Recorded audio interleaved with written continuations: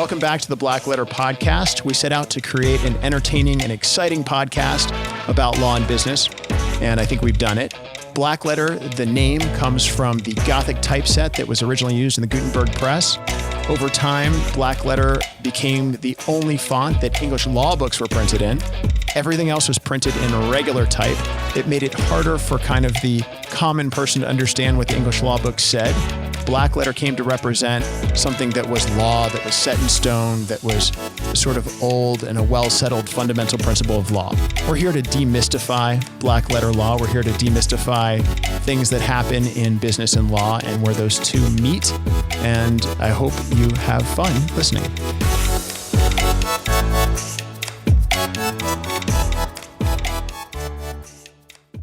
And welcome to another episode of the Black Letter Podcast. Today, we're going to talk about video and how it's used in an evidentiary setting, how lawyers might use video. And got an expert with us today, David Notowitz. Am I saying your name right, David? Yes, you are. Thanks. Notowitz is joining us today, and David Ludwig, a courtroom lawyer and professor at George Washington University, a law professor, is also with us on the phone. So, David, tell us about your company. What does your company do? Whenever an attorney is representing a client and they get evidence in, often smartphone evidence or surveillance evidence or body camera worn by police, GoPro videos, 911 calls, a lot of different audio, video, smartphone evidence as well. Those kinds of pieces of evidence, digital evidence, clients will send it to us to analyze, to enhance, clarify, understand it better. Okay. So, I had a couple of questions. David Ludwig and I were talking before the show, and, something that keeps coming up maybe with this election and in other contexts, there's something called deep fakes. So the question David Ludwig and I had right out of the gate for each other is, how do we as lawyers know what to look for to be able to know to go to somebody like you to say, well, we think there's a problem with this? Yes, when we get initial evidence into our office, we do an evaluation of that evidence. We analyze the metadata, which, do you know what metadata is? Yeah, but I think for our listeners, it's important to talk about what metadata is. So it's the file information, the information that's attached to the file about the author and the date. But why don't you give us a more detailed kind of a technical explanation of metadata? Yeah, metadata is all the evidence that's buried in a file that isn't obvious when you just look at it or view it or read it. It could be creation date, modification date that like location information, time and date where it was it was created in this city at this location at this time. So lots of interesting information, but more than that, even from a video and audio perspective, is the format that was used to create that file. So it might be resolution of the video, or it could be frame rate or codec used to create this file. And that's important because why? Well, if we can track back which device was used to create it and then compare that to the metadata and say, is this consistent with the type of data that would be created by this kind of device? You can tell from the metadata whether a file is an original file created by a device, because and let's clarify what a codec is. A codec is a license that certain devices use to allow those devices to capture video or audio. Can you explain why a codec might be important? Codec actually means compress, decompress. Codec. Okay. Compress, decompress. It's a short version of that. And it's the way in which a file was saved, the format that was used to save that file. And there are many different iterations of codecs, different styles of codecs, different ways that different systems will save files. And that affects resolution of the image, and it affects really the data and how it was saved. So if we can analyze that a little bit, sometimes that can help us track, well, is this an original file or is this actually a saved file? And that can be innocently done, and it is done all the time. And that can help us not just determining with deep fakes, which is what we're talking about at this exact moment, but it's related to all areas of our work because we always want to get the most original version of the video that we can, or the most original audio, because that will allow us to analyze it more in detail. If we can get the most original copy, that's better. So if someone's emailed it to someone else who's then texted it to their attorney, well, we've lost already some of the chain of evidence. And that goes back, and we lost some resolution and detail that will help us to see it more clearly. So this is important because with deepfakes, we want to know a chain of evidence. We want to know as much as possible going back in time to the original. And that will help us. So it's not just looking at the video carefully to determine if it's fake or not, but also who had it, when, how long did they have it before it was given over to the next person, how much time, what changes did it go through? So, David, can I ask you, so setting aside the fake, so I assume that the principal reason an attorney would come to you is because they're concerned the video was changed or altered, and they want to verify its authenticity. But there've got to be other reasons that people come to you as well. Can you enhance, for example, audio and video content? Is there a way to do that in a legal setting that it's still usable as admissible evidence? Like if it's a fuzzy video of a crime, or the audio isn't quite understandable, and can you enhance that and have it still be usable? Yes. So the question is like, why do people come with us? Is it just to analyze, is this authentic or not? We get so many different pieces of evidence for so many different reasons. And the most important thing that we can help an attorney do when they bring us evidence is just to get clarity on what they have in front of them. Right. This means helping them analyze frame by frame the video, helping them analyze the audio carefully. We can enhance. Yes, we can. We clarify video. We clarify audio. We analyze cell phone data all the time, all these different areas, because an attorney is looking at it and just says, okay, let's see what we have here. They look at the piece of evidence. They say they watch it on their screen in their computer in their office, and they're just, what we have is what we have. What we see is what we get. And it's not true at all. Not at all. Let me emphasize, there's so much more you can do with your evidence if you spend the time with it to analyze frame by frame. Because if you don't do that well, the other side may, and the other side often will, and you won't have any way to combat what they're saying. So another thing that I know that comes up frequently, say in the domestic relations context, or probably even in the criminal context, what about text chains? So I know that a lot of times, they'll pull text records from a provider, or sometimes in discovery, they'll just produce screenshots of text chains. So if somebody produces a screenshot of a text chain to me as an attorney, the other side, how do I verify? There's a lot you can do now with cell phone analysis. Excellent question. How do you verify text chain? When they give you text chains in paper, easily some of those could have been erased before it was given to you. And you should be suspect because you don't know what you're getting in that situation. How do I find primary source? How do I find, what did this originally say? Because I'd love to show that they faked it, right? Exactly. And we're working on a case right now where we're pretty sure there's text was erased in between other texts. It looks full, the conversation back and forth. But wait a minute. The client is saying, no, we said more than that.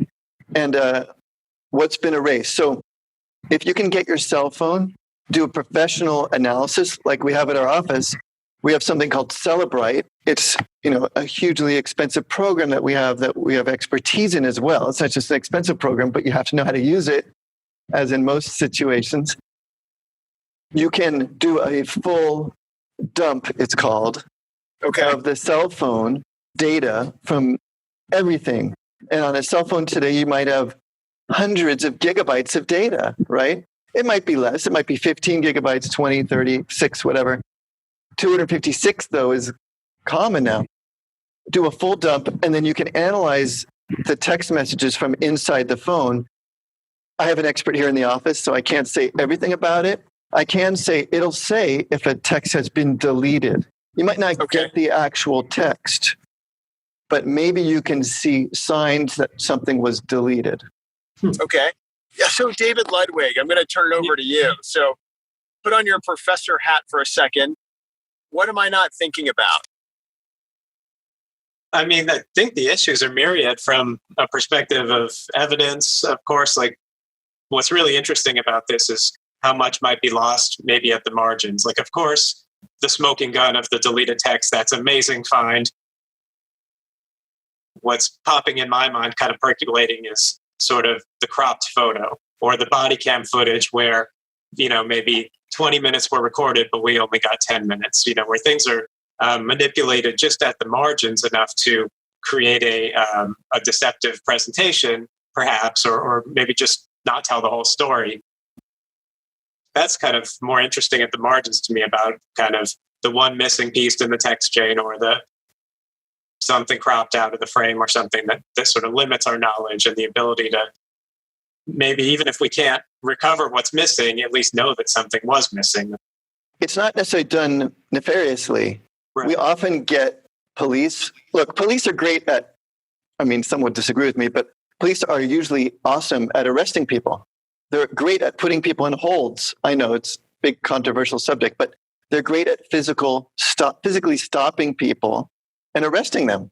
And all the techniques of that, working with their partners and working with other police cars and working with drones and whatever. They're good, but they're not good with technology often. They make mistakes. They might take out their phone and record the screen because they don't even know how to get into the system. Now, that might be all we have, but if we can go back to that system quickly or even later, and it still might be there, and get it off the system directly, we can get a higher resolution version that we can use that might show us something really important. Or it might, like you said, David, go back in time farther. If we can go back to that system and get 2 hours prior to see, for example, we deal with civil cases too. People tripping or someone spilling something 2 hours before or someone else tripping on stuff or whatever it is.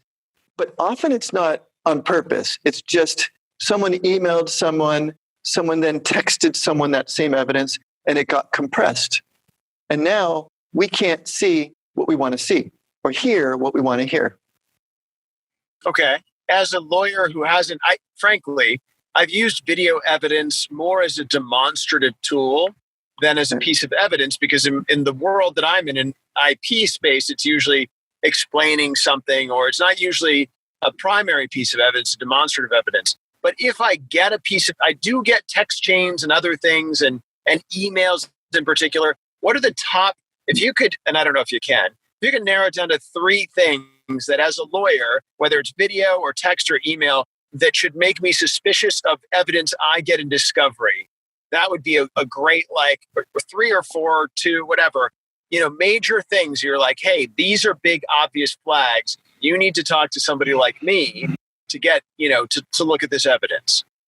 One thing that comes to mind right off the bat is that attorneys don't spend the time they need to analyzing their evidence when it comes to digital evidence. So they'll get they'll get the transcripts in, they'll get police reports, they'll do depositions, and they'll look at they'll memorize all this stuff. They'll read all the court documents carefully, and they'll have all that stuff at the tip of their fingers, tip of their tongue, ready to share, ready to argue something. But when it comes to the video evidence, they don't spend as much time, and that's what needs to happen. Often attorneys will not become experts, let's say, because they can't. Attorneys are great at books. They're great at reading, but they're not so good with the technology, at least I found in my experience. The good thing is that they should know to become experts just as much with how they became experts with their other evidence.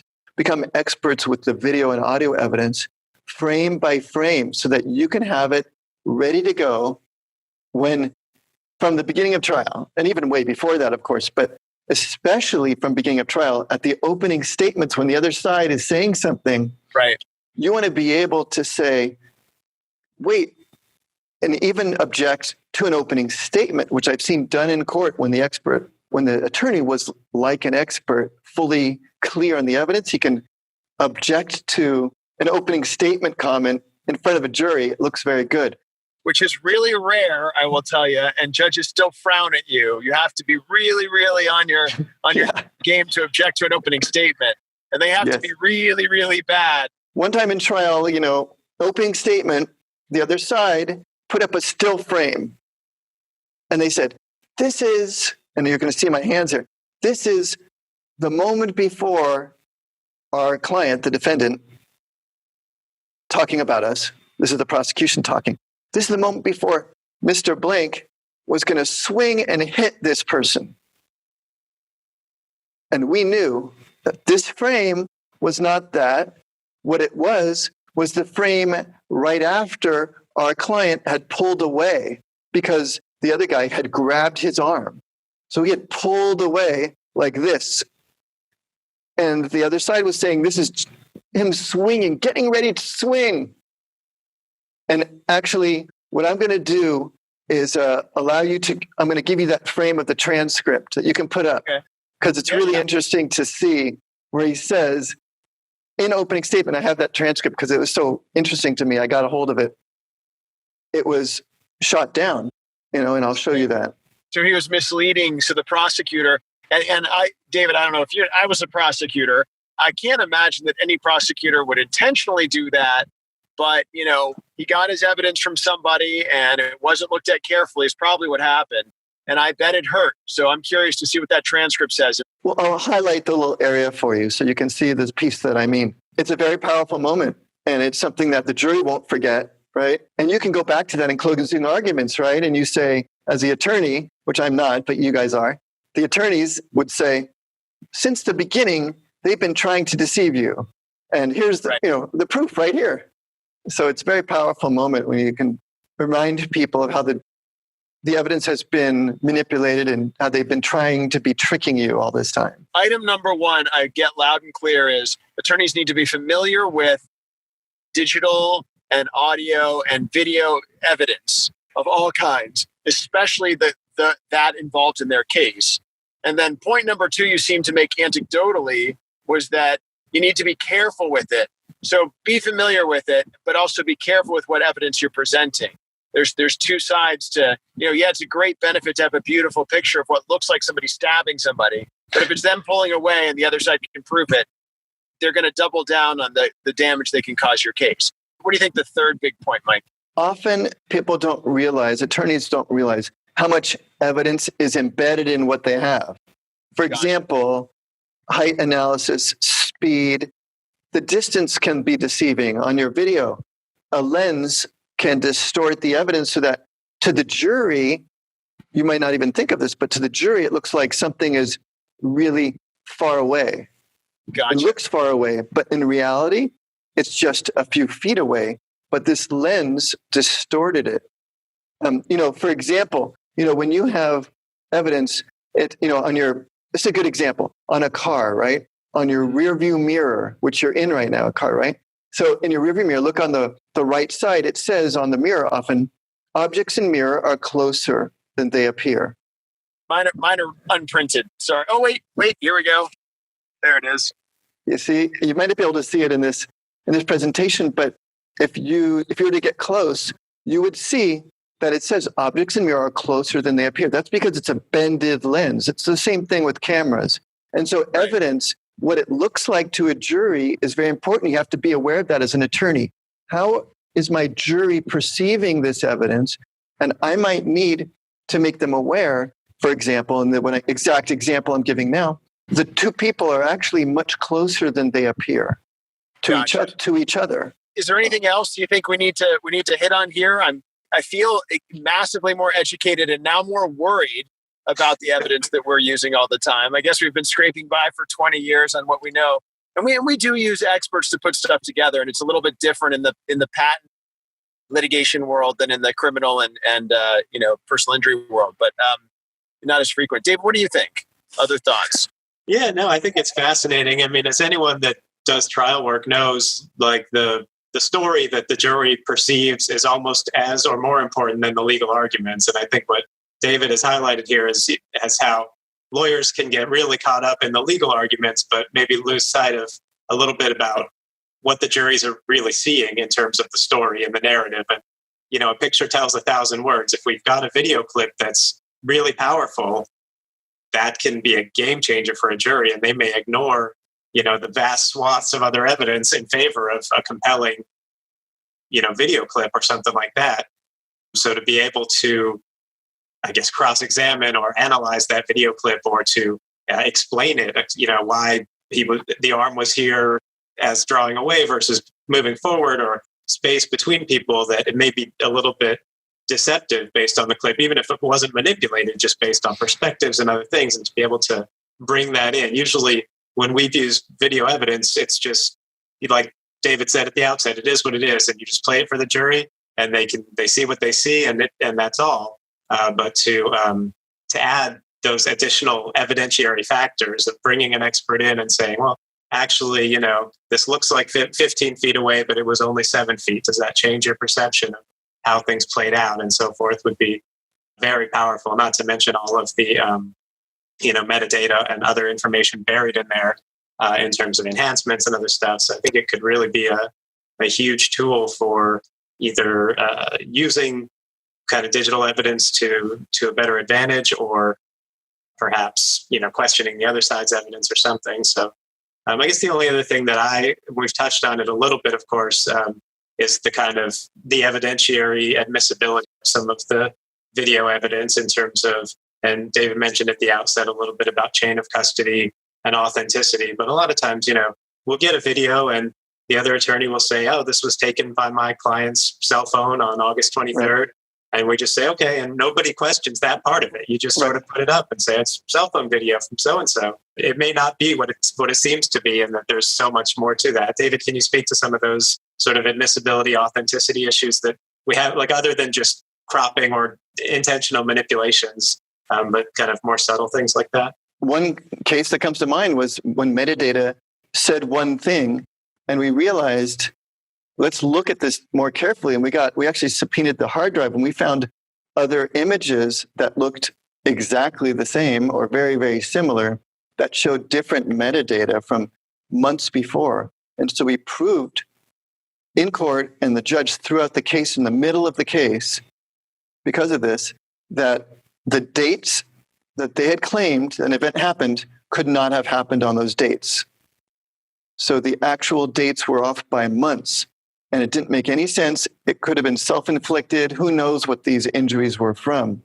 But the metadata proved, and the analysis of the hard drives and getting off other images proved that their evidence was wrong. But all the time, you can't just accept what you have, what you're given. You cannot accept it. Huge error. Even sometimes frame rate, your frame rate might show up, normally when you're on phones or on watching something on television, it might be 30 frames a second, normal video these days. But frame rates from surveillance or from body cameras can be less. And in between those frames, things can happen. So you have to be really aware of that information of what happened is lost, possibly. Certain jerky movements, certain gun firing you don't see, people yelling, certain phrases could be cut off, whatever. You have to be really careful and aware. So yeah, the evidentiary, acceptance of just what you get is a huge mistake. Make sure we are given enough time to do our work. As a plaintiff attorney, when we get calls, plaintiff attorney calls us a week before the deposition, right? Because they don't want to spend money, right? I get it. I get that they don't want to spend money. But call us a year ahead. Call us 6 months ahead. Now, a defense attorney often calls us ahead of time with more space to do our work. But even then, think it through and analyze your stuff and give us time to do the job that we need to do. That's the first thing. The second thing is try to lock down the evidence. Try to subpoena this stuff if you have to. Just buy them a new system. If it's someone who's not related to your case, but you need to get a hold of the evidence, buy them a new surveillance system from Costco. Get a hold of the stuff and just unplug it and put it on your desk.